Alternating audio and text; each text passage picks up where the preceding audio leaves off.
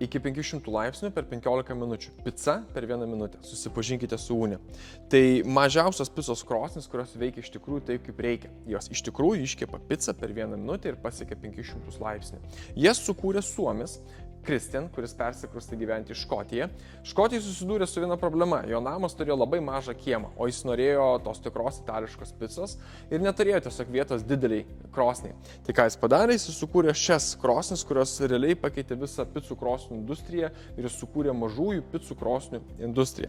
Šios picų krosnės jos yra nešiojamos, jų kojos nusilenkia, taigi jas gali tiesiog paimti ir nusinešti namo. Jos turi kitą didelį privalumą, tai kad jos dažnai būna kūrenamos skirtingais kurais, tai gali būti dujos, gali būti anglis, gali būti malkos, kai kurios krosnės netgi gali kūrentis visais kurais tuo pačiu metu arba skirtingų metu. Su Uni, kaip ir kitomis picos krosnėmis, jūs galite kepti ne tik tais picas, jūs galite kepti steikus, galite kepti daržoves, galite kepti jūros gėrybes, pavyzdžiui, krevetės, jūs galite kepti kitus kepinius, tokius kaip pyragai. Taigi, kepkite su Uni savo namų terasose arba netgi būtų balkonuose.